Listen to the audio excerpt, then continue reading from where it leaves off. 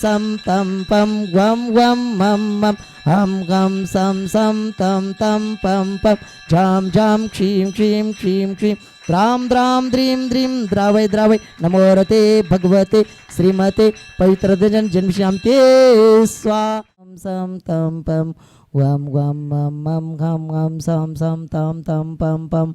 झम झम क्षीम क्षीम क्षीम क्षीम dram dram द्रीम द्रीम द्रावय द्रावय नमो रते भगवते श्रीमते ओम ह्रीं क्रों मम पापम खंडय खंडय जय जय द द पच पच पाचय पाचय ओम नमो अरम झम क्षीम क्षीम घम स झम गम र य स क्षाम क्षीम क्षूम क्षयं क्षोम क्षौं च क्षीम राम ह्रीं रूम रैं रौं र द्राम द्रीम द्रावय द्रावय नमो रते भगवते श्रीमते ट ट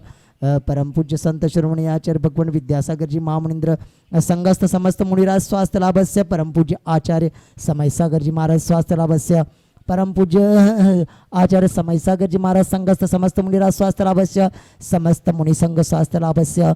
समस्त आरिका संघ स्वास्थ्य लाभस्य समस्त ब्रह्मचारी ब्रह्मचारिणी स्वास्थ्य लाभस्य संजय विजय सोहनलाल जी प्रमिला अनुराधा अर्चना आकांक्षिता हर्षिता श्रेयांश श्रीजल श्रीधि हेमावत मुंबई निवासी परिवारस्य पुलकित रेयांश मनोज राजकुमार जैन रोमा जैन पुष्पा शांतनु जैन पार्श्वनाथ पानसदन परिवार इंदौर निवासी परिवारस्य देवेंद्र शांतिलाल जैन परिवारस्य आयुष अमोल विठ्ठलदास जैन परिवारस्य आयुष अमोल विठ्ठलदास परिवारस्य सुरेश जीवनधर आकाश विजय तरुण राजेश जैन हैदराबाद निवासी परिवार चंद्रनाथ हैदराबाद निवासी परिवारस्य अंश प्रमोद वंडाले परिवारस्य स्वर्णमाला वंडाले परिवारस्य समस्त शांतिधराकर्ता परिवारस्य स्वभाव तो सुचौकाये रत्नत्र पवित्रते निर्जुगुप्सा गुणप्रीतिर्मता निर्विचिकित्सता मुनितन मलिन देख घिनावे। एक छोटी सी पंक्ति छठाला में लिखी है, मुनि तन मलिन न देख घिनावे। मुनियों के मलिन तन को देख करके घृणा न करें। और एक बात इसके आगे आचार्य समंत भद्रदेव ने कही है कि स्वभाव से ही काया अशुचि होती है, परंतु सम्यक दर्शन सम्यक ज्ञान और सम्यक चारित्र्य से यह पवित्र हो जाती है। और ऐसे शरीर के आधार पर जो घृणा की जाती है, नफरत की जाती है, वो शरीर के आधार पर की गई नफरत, जाति से नफरत करना, किसी कुल से नफरत करना, किसी क्षेत्र से नफरत करना या किसी की मलिनता पर नफरत करना, ये सारा का सारा विचिकित्सा कहलाती है। और ये विचिकित्सा घृणा हम किसी से भी कर सकते हैं, परंतु ये घृणा हमारे लिए जो है ना निश्चित तौर पर पतन की ओर ले जाती है। कुछ लोगों की आदतें प्रायः हमने देखी ये होती हैं कि वो सिर्फ दूसरे की निंदा करने में रस लेते हैं, आलोचना करने में रस लेते हैं, किसी जाति विशेष के अच्छे कार्य को भी समर्थन में नहीं ले पाते। अभी हम कई जगह जाकर के देखते हैं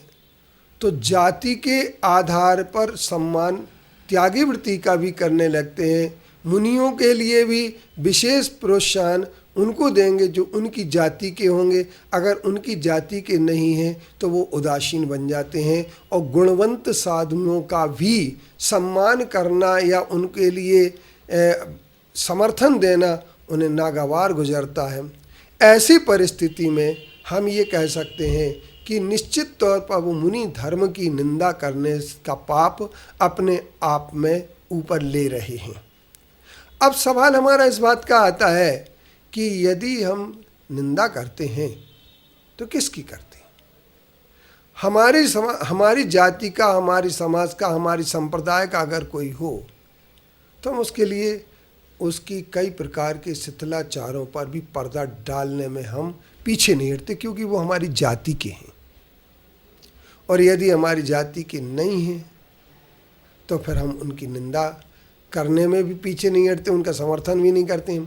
तो ऐसी स्थिति में न जाति का सम्मान करना चाहिए, न पंथ का सम्मान करना चाहिए, न क्षेत्र का करना चाहिए, अपितु संपूर्ण दिगंबरत्व का